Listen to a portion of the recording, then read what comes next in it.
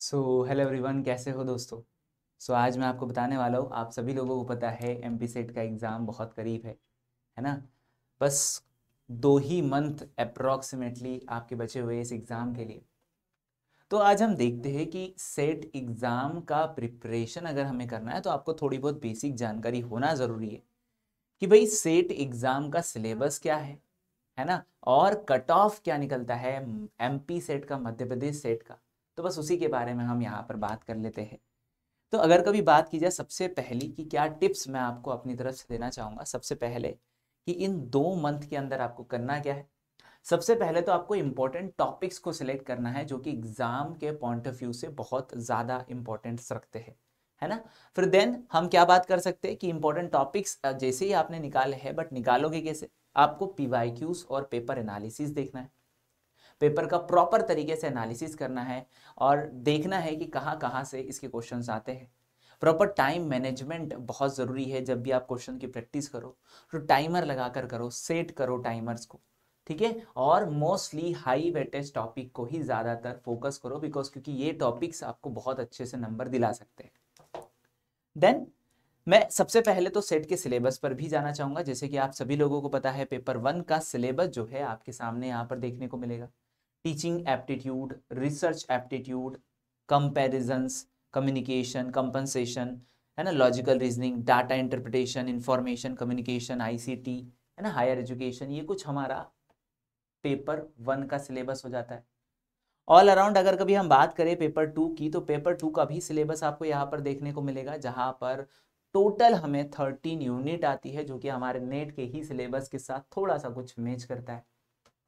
तो ओवरऑल इन 13 यूनिट्स की बात की जाए अगर दोस्तों, तो फोकस करें अपने टारगेट यूनिट्स पर। कोशिश करें कि ज़्यादा से ज़्यादा आप यूनिट्स को कवर पर कर पाए, पर मिनिमम मिनिमम आपको 10 से लेकर 11 यूनिट्स तो एटलीस्ट कवर करनी है।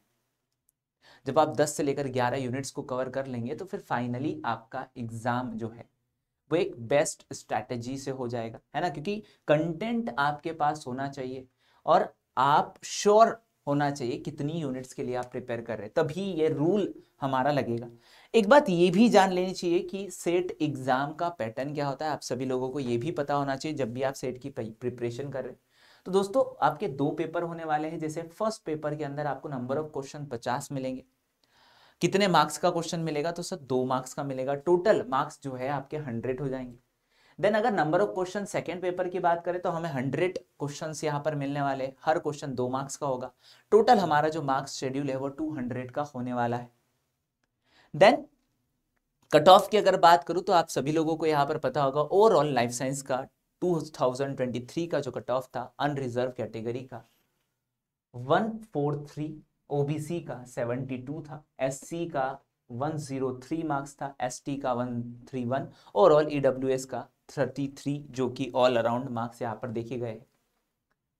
तो ये कुछ कट ऑफ यहाँ पर देखे गया था, ठीक है। देन नेक्स्ट अगर हम बात करें कि भाई क्या क्या एफर्ट्स हमें करने हैं इस एग्जाम के प्रिपरेशन के लिए दोस्तों, सबसे पहली बात कि आप जब भी प्रिपेयर करोगे तो आपको शॉर्ट नोट्स जरूर बनाते चलना है, रिवीजन जरूर करते चलना है, और क्वेश्चन प्रैक्टिस। बस इन 3 चीजों को ही आपको रिवाइंड वे में प्रैक्टिस करना है अपने इन 2 मंथ के अंदर। अगर आपने इन तीनों चीजों को कंटिन्यूस वे के अंदर प्रैक्टिस कर लिया तो मतलब आपके एग्जाम के लिए आपने एक मेजर पाथ तैयार कर दिया। देखो एज सच ऐसी कोई मेजर स्ट्रैटेजी नहीं है, सिर्फ इन तीनों ही पॉइंट्स को आपको कवर करना है, तीनों ही पॉइंट्स के ऊपर आपको डील करना है, ठीक है दोस्तों। देन अब अगर बात की जाए कि आखिरकार इन तीनों पॉइंट को कब, कहां और कैसे लागू करना है, तो सबसे पहली बात कभी भी याद रखें दोस्तों, जो हमारा मॉर्निंग का सेशन होता है वो एक तरीके का प्राइम टाइम होता है हमारे लिए, जहां पर हम चीजों को बहुत ज्यादा ग्रेप करते हैं। देखो पढ़ने के लिए आप कोई भी टाइम को ज्यादा यूटिलाइज कर सकते हो, बट मोस्ट ऑफ अगर कभी कोई ऐसा समय होता है जहां पर चीजें हमें ज्यादा याद होना स्टार्ट होती है, तो वो है हमारे पास में मॉर्निंग टाइम, है ना, जहां पर माइंड हमारा ज्यादा एक्टिव होता है। तो मोस्ट कोशिश करें दोस्तों कि जो सबसे ज्यादा हार्ड कॉन्सेप्ट है उन 13 यूनिट में से जिनको आप टारगेट करना चाहते हैं उनको यहां पर कवर कर लिया जाए। देन सबसे मेजरली मैं मानता हूं कि इस वक्त के अंदर हमें डीप स्टडी ब्लॉक बनाने के लिए सबसे पहली बात 90-20 का रूल रखना चाहिए कि 90 से 120 मिनट आपको किसी भी टॉपिक को बिल्कुल फोकसली पढ़ना है, सारे डिस्ट्रैक्शन को ऑफ रखना है। उसमें होगा क्या सर, आपका फोकस जो है वो 2x की स्पीड से हो जाएगा। टोटली आप सिर्फ और सिर्फ 90-20 रूल का इस्तेमाल करें। उसके बाद एक छोटा सा गेप ले, बट उस गेप में कभी भी मोबाइल ना चलाए, बिकॉज क्योंकि फोन के यूज से हमारा ब्रेन और ज्यादा फंक्शन करता है। ठीक है, तो इन चीजों से हमें बचना है। देन नेक्स्ट दोस्तों मैं आपको बताना चाहूंगा, अगर आप सेट की एग्जाम की तैयारी कर रहे हैं तो एक्सक्लूसिव रिकॉर्डेड कोर्स के साथ साथ आपको टेस्ट सीरीज भी 30% के ऑफ के साथ मिल जाती है, IFS 30 कूपन कोड के साथ। ठीक है, ये 30 कूपन कोड लगाने के बाद आप 30% के ऑफ को ग्रैब करने के लिए एलिजिबल हो जाते हो, है ना। क्या क्या मिलने वाला है आपको सभी को, ये आप देख सकते हो। आपको टॉप एजुकेटर्स के थ्रू जो है प्रॉपर रिकॉर्डेड कोर्स मिल जाएगा, पूरा सिलेबस कवर मिलेगा, मॉक टेस्ट आपको मिल जाएंगे, साथ ही साथ PDF हैंड आउट भी आपको मिल जाते हैं, और सारी चीजें जो है आपको स्मार्ट स्टडी के तौर पर मिल जाती है। सबसे मेनली जब भी आप अपने स्टडी को करोगे तो आप 15 मिनट रूल का इस्तेमाल करें। जैसे आपने 2 घंटे का 2 घंटे का एक रूल इस्तेमाल किया, 120 मिनट अगर आपने पढ़ा है तो एटलीस्ट 15 मिनट अपने आप को रिलैक्स दो। रिलैक्स देने के बाद में जो भी टॉपिक आपने उन 2 घंटों के अंदर पढ़ा है, नेक्स्ट टॉपिक स्टार्ट करने से पहले दोस्तों एक माइंड मैप जरूर बना ले कि मैंने जो ये चीजें पढ़ी है उसको अगर मुझे शॉर्ट फॉर्म में पढ़ना हो तो मुझे कुछ इस तरीके का रूल इस्तेमाल करना पड़ेगा, है ना। और ये चीज हमेशा रोज डेली डेली करें, जिससे कि आपकी मेमोरी के अंदर बहुत सारी चीजें फिक्स हो जाएंगी। ठीक है, देन अगर बात की जाए दोस्तों कि हर रोज का एक नोटबुक जरूर बनाए, एरर बुक बनाए कि कौन कौन सी एरर आप कर रहे हो।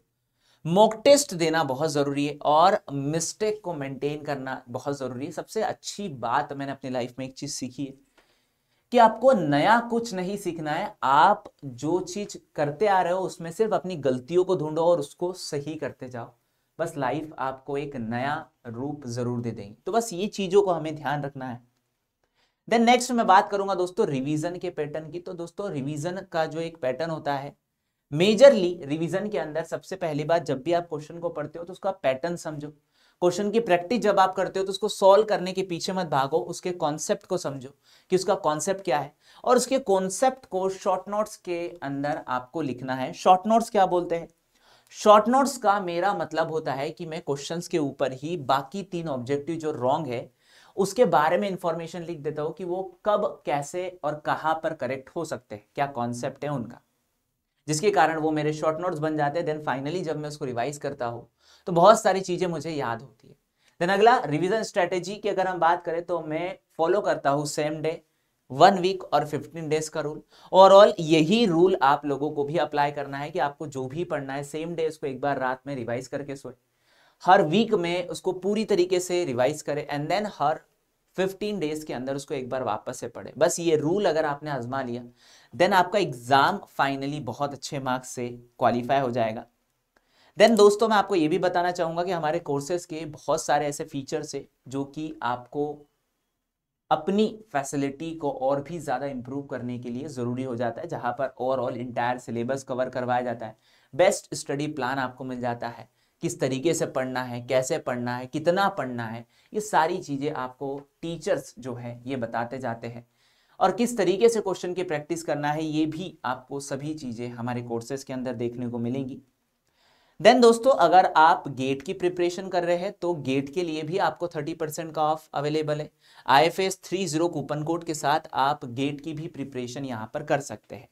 ठीक है दोस्तों, देन ये सारे के सारे जो है गेट के हमारे रैंकर है। Then so thank you everyone, thank you for watching this video and happy learning. दोस्तों याद रहे कोशिश करना हमारे हाथ में है, फल की चिंता ना करें, बस मेहनत करते रहे। ठीक है दोस्तों, सो मिलते हैं। Thank you everyone, thank you for watching this video and happy learning दोस्तों।